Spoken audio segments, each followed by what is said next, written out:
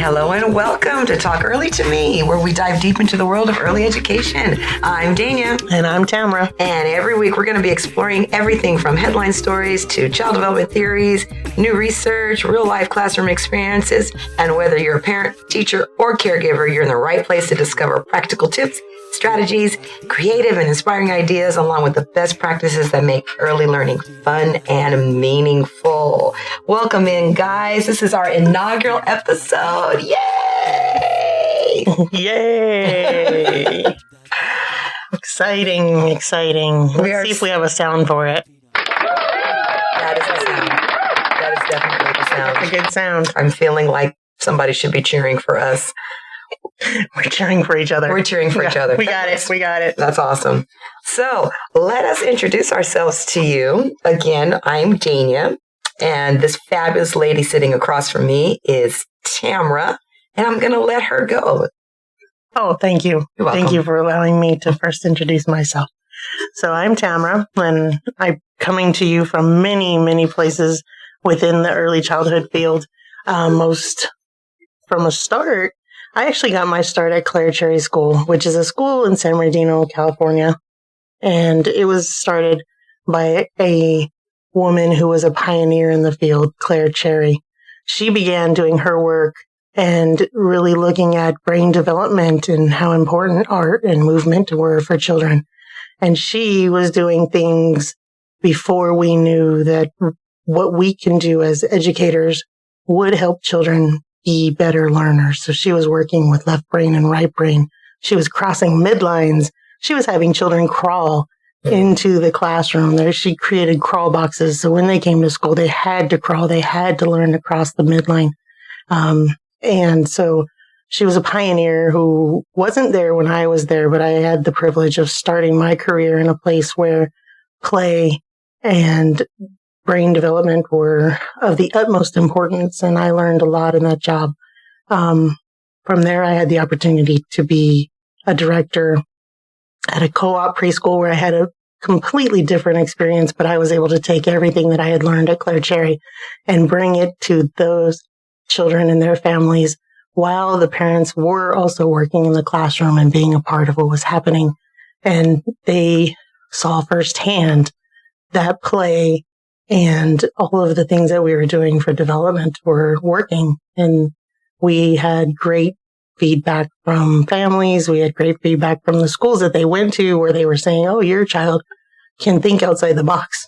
They're problem solvers.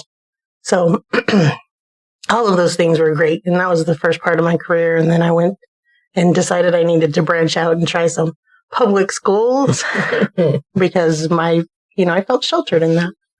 So between Head Start and now another job where I've got to take everything that I've learned and bring it to this job. And it's really been exciting for me. And then we teach at a college. So we get to share what we learned in classrooms, what we learned working with parents every day, working with children every day. We get to share that with the up and coming teachers and hopefully inspire them to want to be a part of this field. Now, who wouldn't want to be part of this lady's life? I'm telling you, she is fantastic. My name is Dania Sanders Hester, and according to my mother, I have been bossy enough to be a teacher since I was very, very young. Mother is correct. I have wanted to be a teacher since I was in kindergarten. My fourth grade teacher made an indelible mark on me. Not forcing, but just encouraging that. And then every teacher that I've had has poured something into me that's made that be who I am. I was always with children, always good with kids, and I was everybody's babysitter at the young age of, 12-ish. Our whole street was divided down the middle, and I was the babysitter on one side, and then one of the other girls was a babysitter on the other side. Nice. And then job security. Yeah, absolutely. I went to school part-time, and then I got hired in Pomona at one of the largest child development departments in LA County. They were headline news. Their director was making leaps and bounds in early childhood. They offered every single program you could possibly offer for early childhood. And I got to be a part of that. At the tender age of 19 is when I started and officially started. I didn't do so well in the private sector. I had bigger brains than they cared for at the time, but that's okay. And I went to school specifically for it after that. I was hooked. There was no turning back. And I worked Children's Center. I worked Head Start. I became a lead teacher. I skipped over lots of different other steps. Apparently, you're supposed to climb this ladder. Yeah, well, not so much. And then my education started making sure that I was grounded in this field and just went on from there. And at some point, I wound up where I am now and climbed that ladder. And currently, I have the humble pleasure of being a director. And it has been a journey. I also, of course, get to work alongside you at Valley College. And I think one of the biggest draws for our classes that always seem to fill is that we are still out there in the field. We are seeing still the day-to-day. We are not teaching from a textbook that was written by somebody 10 years ago who thought that this happened, kind of. I can come in and tell you about what happened with that parent today. I can tell you what's really going down with kids of this generation, of this time frame, all that kind of stuff. And so we have a really good draw. We have some fabulous foundational techniques. And I think that's part of what makes us combined an expert in this field. Yeah. I think, yes, that, it's all about being in it and doing it. Mm-hmm. And I think that both of us are about being and doing and then, leading by example and modeling. So I think that's one of the reasons that we do come to this. Something that you said that I want to go back to. You came into the field because of teachers that you were inspired by, that you thought were amazing. And as I think back, I'm not sure that's why I came to the field. I don't have a lot. My memories don't include a lot of teachers that made me want to be a teacher. So even thinking back to kindergarten, I had some mean teachers. I had a first grade teacher, Miss Smith. Sorry, Miss Smith. But I remember she was like 5'9", 5'10". She was a tall woman, skinny, white hair, the whitest hair. She was almost ghostly and mean, just mean. Like she didn't mess around. So my memories are plagued with not good experiences. And maybe I came for the opposite reason. I came to be someone that made connections with children and early connections, like starting from the beginning. Mm-hmm. So it's just interesting that you came because you were inspired by teachers. So not to say that we need bad teachers. Please no. Please no. But just to think about, there's different reasons that we come to the field and everybody comes for different reasons. And mine was just, I'm the helper. Mm-hmm. I'm the one that wants to try to make a difference, that wants to be someone that is there for them, mm-hmm. as are you, mm-hmm. for different reasons. I think my experience with people who, the way they were, made me want to go and be the opposite, were as a young teacher who had different management styles. Mm. And so every lead teacher that I had, every director that I had, all of them showed me something different about how I wanted to be or what I didn't want to be. What did I want to do different? How would I, if I went into leadership in that way, what would I do? And leadership inside my classroom was all I actually ever planned. That's all I ever planned. I was going to die behind my desk happy as a lead teacher. That was it. And my staff was going to mourn me right then and there. And that was going to be it. And that was it. My Miss Dania, the teacher. And then I got the opportunity, or someone spurned me and said, I think your reach should be broader. And I had never thought of that. So shout out to that person. They know who they are. Told me, I think you need to reach families at a different level and make a difference differently. And here I am. Person was right. That person was right. So, wow. Bringing us to here. Bringing us to this podcast. Yeah.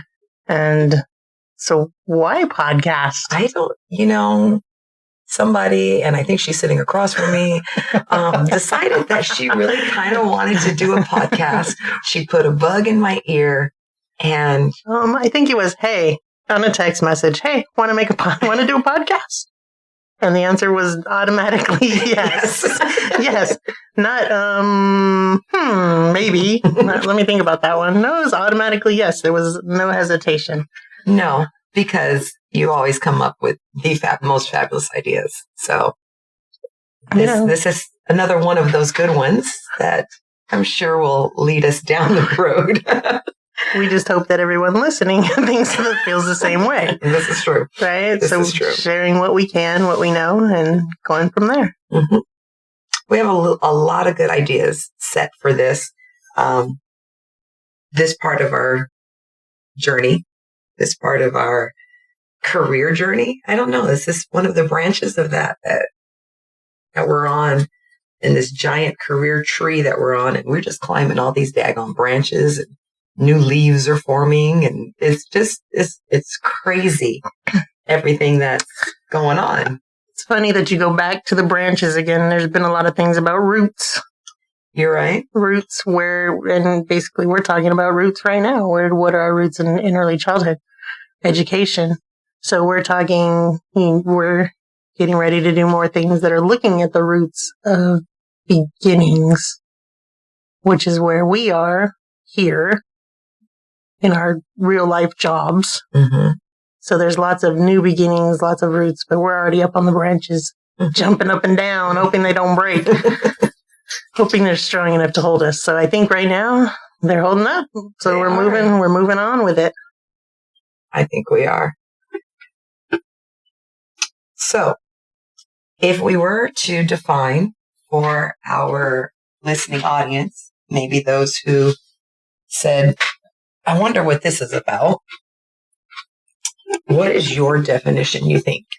Of nothing like putting me on the spot. Early education. I mean, I could tell you what mine is. I mean, I could tell you the clinical definition. I could tell you what the textbook says. Start with clinical.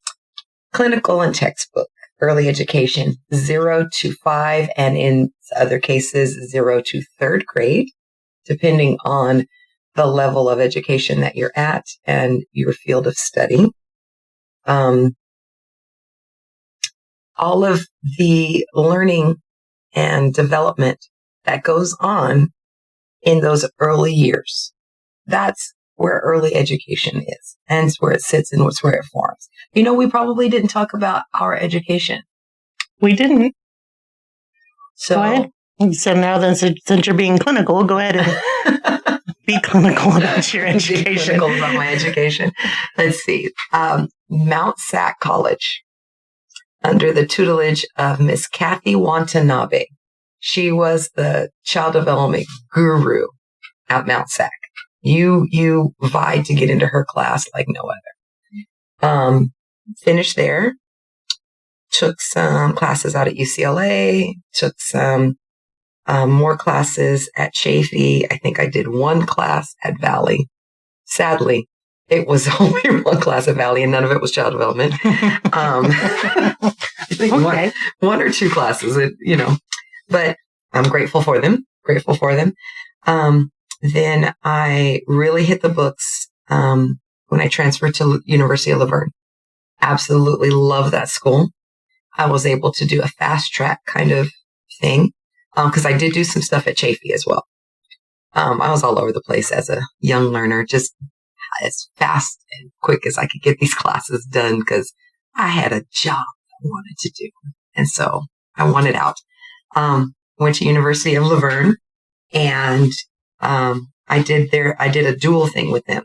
I was able to be on campus as a regular student and also be an accelerated student.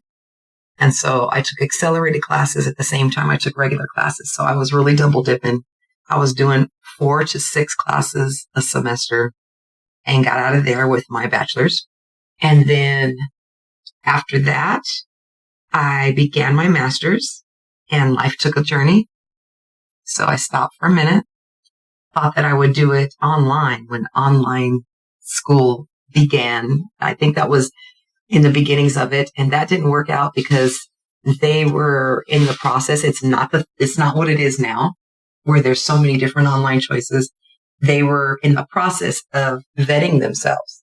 So if you took classes online, you did double and triple, quadruple the amount of work that any regular in-session class did just to prove that your online was worth it. They had to prove that the programs would work. Yeah, they did. But I hate that they used me to prove it. Guinea pig. Yeah, it wasn't my best. It wasn't my best. So I didn't do that for a while. I was blessed to be able to help with my nephews and their early years. So that was a blessing. And then I decided, I need to finish this master's. So I found a school that I really did like, that had been vetted, and I finished my master's through them. So that was Capella University. I finished my master's, and then just for some odd and crazy reason, decided to keep going. I'm already on a roll. Why not? So I signed up for my doctorate program. And within that doctorate program, I earned a second one, or earned another one, which was my education specialist in education, which is the first. And now I am in knee-deep dissertation writing to complete the PhD. And after that, I think I'm done. Yeah, I mean, that's pretty much the pinnacle. One is good. One doctorate is good. Guys, you wouldn't believe how smart Thing is. Like, she's got so much knowledge, not just that knowledge that she's got from all of that education, but just real life experiences and things that she's bringing based on that education, based on those years of teaching and struggles. Mm. And we learn so much in our struggles. Mm-hmm. So, her educational story is just one piece of who she is. However, you have a story to tell, my friend. The story about my education? Your education. Man, mine's a little different.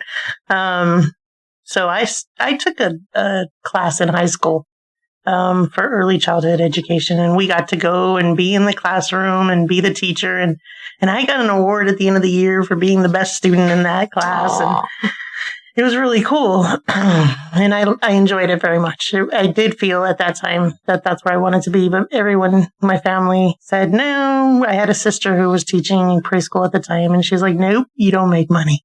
Mm. You need to do something else. And my mom said, I want you to be a PE teacher. So that was my mom's dream for me. So when I started at Cal State LA with the idea that I was going to be a PE teacher. And soon I just decided, no, that wasn't for me. But I didn't know exactly what I wanted to be when I grew up. Mm-hmm. So I decided I was going to kind of go back to Valley College. And I went back to Valley College and just started taking classes, most of which I never went to. And had really long transcripts from Valley. Really long. So when I get students that are saying, I really don't know, or they're not coming to class or whatever it be, I get it. I do get it because I was there and I didn't have a purpose. I didn't have an idea, really.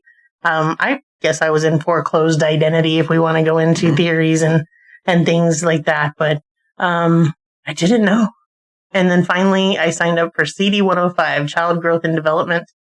And then I signed up for CD 112 at the same time. And I met Susan Scheimoff. And I sat in the back of the class, and she'll tell you this story too. But I sat in the back of the class and I challenged her at every step of the class. And at the end, she said, "Thank you for challenging me." Because that made her job worth it too. Okay. She knew somebody was listening. Somebody wanted to be in the field. So, Susan Scheimoff, you talked a little bit about your mentors. Susan Scheimoff was one of I've only had two. I've worked under one other director that was really smart and had great things to do. And she really inspired me to do more. But Susan Scheimoff got me my first job at Claire Cherry. So that job that I took, but I was still in it. I was still working through my Valley College classes. I was still working to get all of those classes. And I think I was skipping around. I was like, what do I need to do to just get a job? So I did the bare minimum of classes and she got me the job. And I mean, I had to get part of the job. I had to interview, but I mean, it was pretty much a shoo-in that they were going to hire me. And so I finished my AA in liberal arts. Okay. Just to get it. And I decided I was going to move on I went to UCR, got a degree in English, thinking, if I can read and write, I'm going to be okay. From there, just in the midst of it, and I just started my career in early childhood, and I was teaching. I was a co-teacher, and then a year later, I got my teaching job. I decided to go to Pacific Oaks to get my fabulous school. To get my bachelor's. I mean, my first master's. I had friends who had gone there many, many years before I decided to go there. But I had a good friend who said, "You know what? You should look at Pacific Oaks." And she said, "They don't do tests." At that time, you had no tests. Everything you were doing was writing narratives. And that was, hey, that's what I went to school for. It was right up and I love to write. I love to express myself in that way. So it was the perfect fit for me. And while I was there, I finished my first master's. I got my first master's in human development there at Pacific Oaks. And while I was there was this one lady that was there, and she would be in the computer lab. And for some reason, I would talk to her every day when I would go early and be there. And she was working on doing an application for building Graduate University at the time. And I was like, what's that? There's not, but there were so few continuing education, upper level education programs in early childhood. Like you couldn't hardly find a PhD program in early childhood, and Fielding was offering one at the time. I didn't think much of it. I was like, I got a master's degree. It took me long enough to get here. I'm still working. I'm doing different jobs. And then I said, okay, I don't know, a couple years later after I got that, I guess it was 4 years. 4 years, I decided, hey, it's time. I'm going to get a doctorate too. And so I went and applied to Fielding, and I was accepted. And I did I did all of my coursework, got through all of my coursework, did the main thesis that I had to write for that, earned another master's degree in the process, and with a focus on developmental disabilities and infant mental health. But it's still in early childhood. So this one is in early childhood development, infant and early childhood development. So it goes all the way back. So from there in 2020, I guess, when the pandemic hit, I kind of slowed down on it. And so kind of bid my time and decided that I couldn't finish right now. Things happened. Everything that with the pandemic, when pandemic hit the school I was at, it had to close. And I was left with decisions of what do I do now? What do I do now? And I thought, I can throw myself into that, but then there was no way to do the research. Right. You couldn't get to people. Right. So it kind of took a backseat. And then things happened in life, and I decided, you know what? I have to stop. And so I stopped and didn't get the dissertation part done yet. So Dana is currently in the midst of her dissertation, her research. She got IRB approval, which is amazing and huge. And now it's like downhill from here. And, that's what they say. Right? However. Right? But here I am deciding maybe I need to go back and finish. I think that's a fabulous decision. So, your education, I think we talk about our education journey. We talk about starting early. It doesn't end. Mm-mm. It doesn't end. It can go on and on and on. And even if it's not in school, we're learning daily new things. So having that clinical definition of early education, not that we went off on a sidetrack or anything. We had to fill in the gaps. But I want to go back to your clinical definition and then just add mine based on my education, and my time at Fielding, just to go back to the idea that early education for me is grounded in relationships, is grounded in what we're doing with our children early from the beginning. We're creating those attachments. We're talking to them. We're making sure that they know that they're cared for and loved, and that their basic needs are being met. So it's not so much that word education for me. It's like early relationships that are the basis of the education, are the basis of learning at that point, because that's where it starts. It starts with the mom that's talking, not in baby talk. Yeah. But really just narrating her job as a mother to that child, singing to them, talking to them. We talk, I always think that First 5 commercial, talk, read, sing, and it is true. It is. It is true.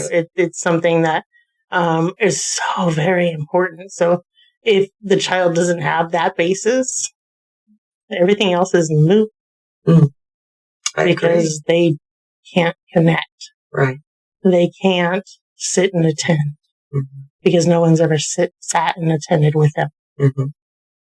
So that's where we go back to that idea. That's incredible. See, and listening to this lady, can you see how and why I'm in awe of her? She's like amazing. We have to say, so sitting in this room right now, there is, we got to date ourselves when we start talking about this. I've got 32 years in, and you've got 20-something. Yeah. Okay. So we're like almost 60 years. Yeah. A lot less than you, because I didn't know what I wanted to do from the beginning, but yes. Yes. We've got 60 years approximately in of experience, education, and real life that we apply to everything that we do in early education, everything that we do in our careers.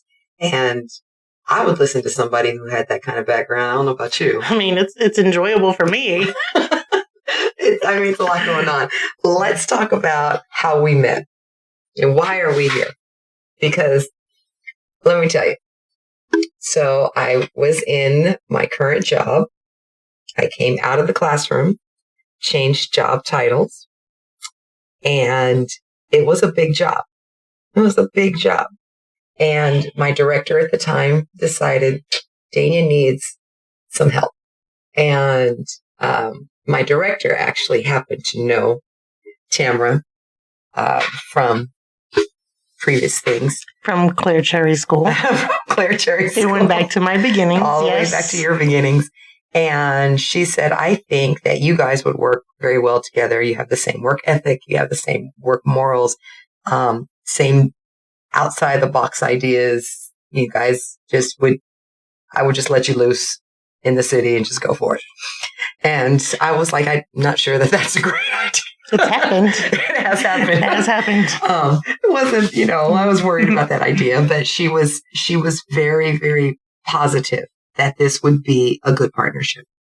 And so, as it were, it took a minute to get the position even available.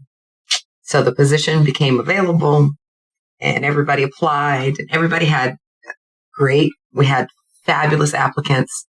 And then Tamara walked into the room and I recognized her because we were both adjuncts. And I was like, no, I know her. I know of her. I don't know her. Would we really be a good, And she sat down and she blew that interview clean out of the water. I was like, my pencil hurt. Okay. I couldn't even, I was writing and coding and rating her answers. And I couldn't even write fast enough. And it was just like, oh my gosh, call personnel and hire her like right now today. And so as happens with interview sessions, you say thank you and people leave and they say their niceties and everything like that. And the director walked her outside and me and the other people on the interview panel looked at each other like, mind blown. You were too kind. Kind. No, I'm for reals. Director came back in and she was like, told you. That was like, wow. So as it were, Tamara was offered the position. She accepted the position. God. And, we spent the summer not knowing if we were supposed to talk to each other or not. It's true. Yeah. I was like, should I send her a text? I think I have her number and I have so many questions and can we get started? But yeah, I did not. I think I only got a text at the end that said, we're not meeting at the office because it's closed. Meet here. It was. I think that our director had said, yeah, you guys go talk and everything like that. And neither one of us budged. And we just kind of sat on it. Now, you can't get us off the dang phone. There's a text every 32 seconds. What do you think about? Hey, are we going to? The 180-degree turn is like amazing. I warned her, we're going to go in and this is what we're going to do. Stick close to me. I got you. Okay. I'm going to show you this.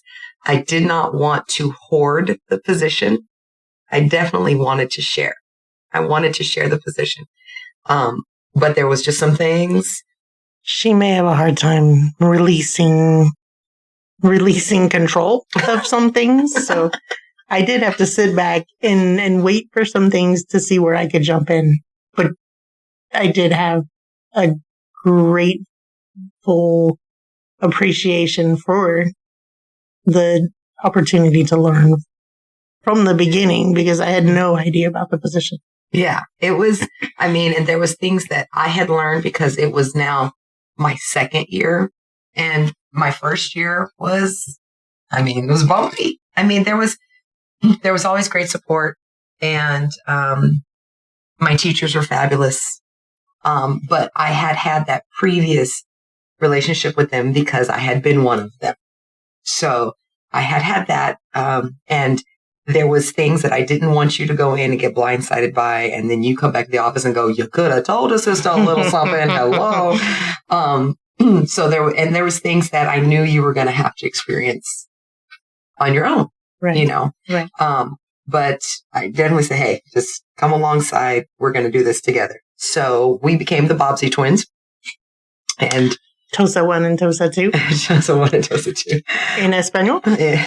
Tosa 1 and Tosa 2. No, what else did we were called something else too? Las Tostas. There we go. Las Tostas. There we go. If you saw one of us, you saw the other one of us. And that was just me making sure that, number one, she didn't get lost in a city somewhere. She knew where things were. She was introduced correctly to all of the teachers. And she got to see some of those personalities and those kinds of things with backup in the room. Because I didn't want her to be out there flying solo. Except for my first week, they said, hey, we're doing a PD. It's in a week. And you're running it with the TK teachers. Talk about being thrown to the wolves. But it was actually a really good opportunity to talk about environment with them. And I enjoyed it. Mm-hmm. So it was I think it was a test. It was not a test. An undercover test. It was not a test. I don't know why I wasn't there. Why wasn't you were there? You were sitting there. I was there. I was sitting. You were just doing computer stuff. I don't know why. No, it did. I don't know why. I think because I took it on. And she'll do that. Don't let her fool you. She'll take on stuff. Just, I can do it. I'll do it. Never mind. I'll do it. I'll do it. Sounds like someone else. So we are two peas in a pod. We are probably the same person in two different bodies. There are a lot of similarities. Yes, lots and lots of similarities. And the things that are not similar are what makes us unique. They're what makes us work together. So I am extremely grateful. I'm still grateful for you being a part of my life and being a part of my career. Thank you.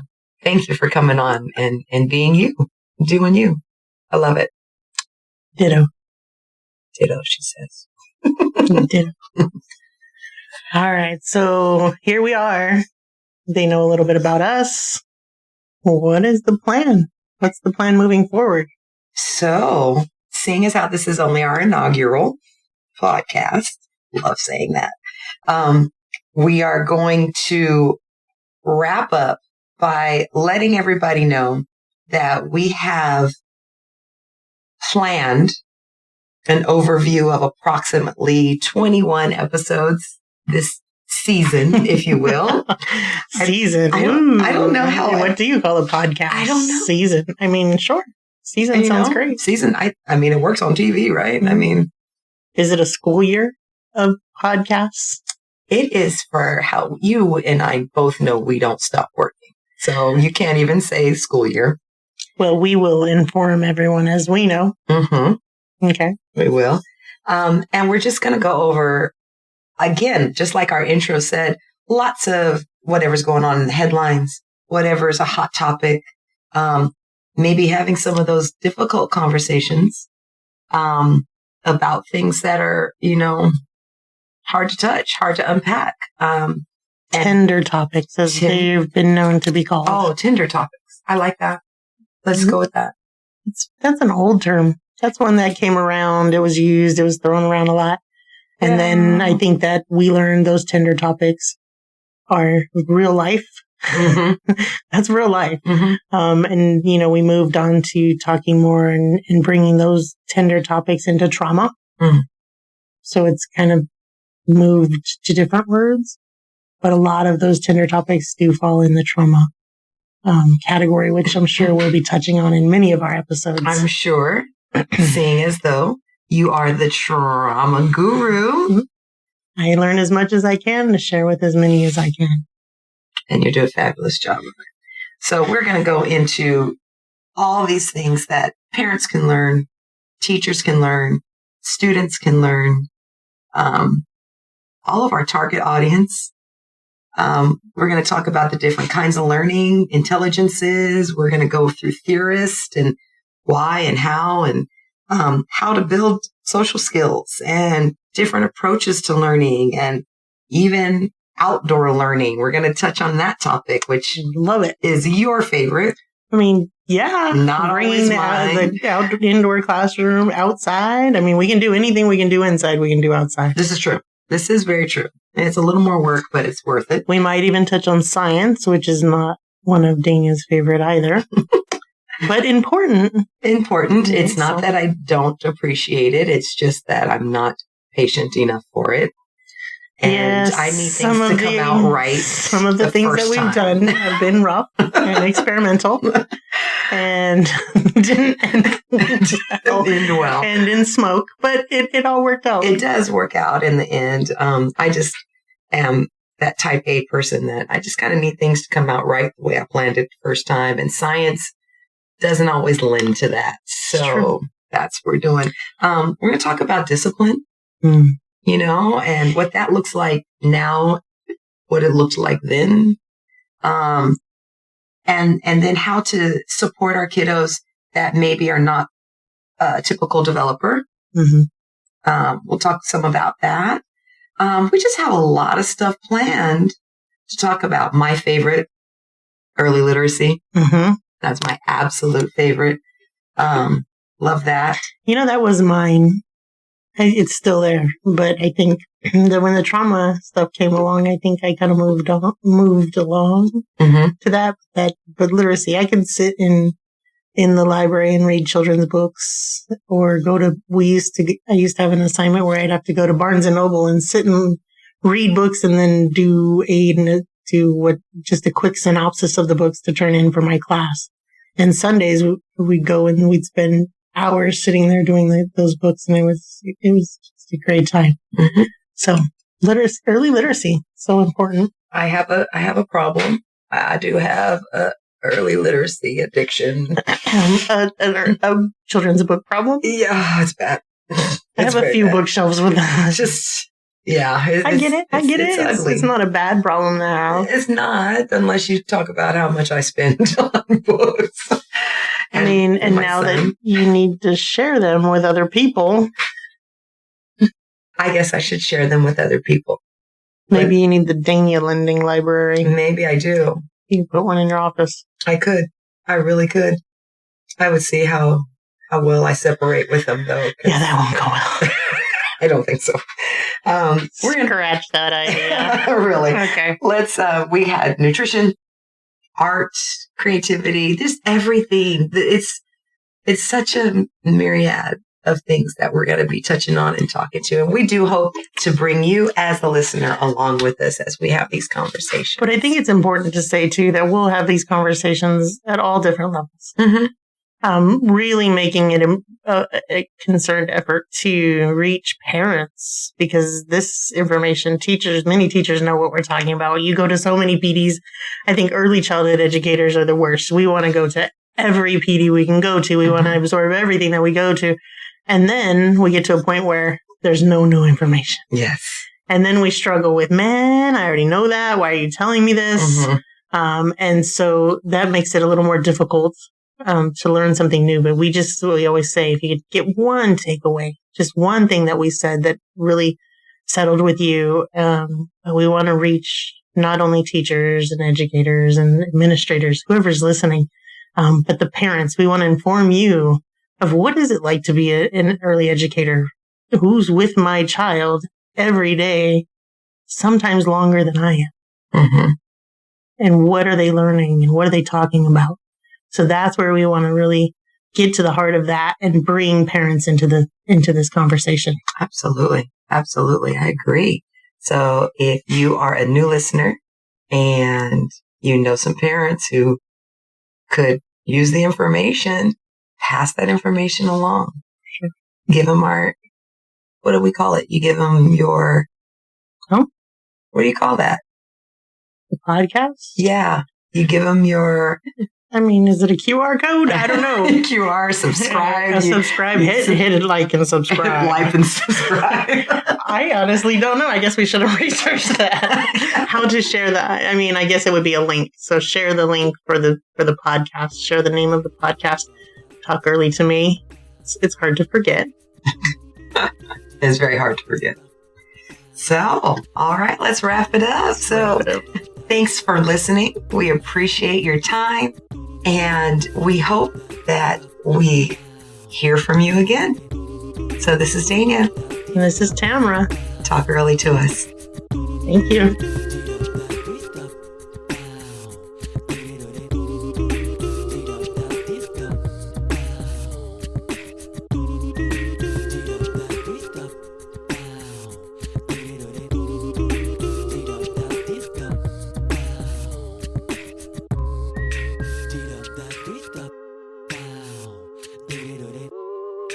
Beat up that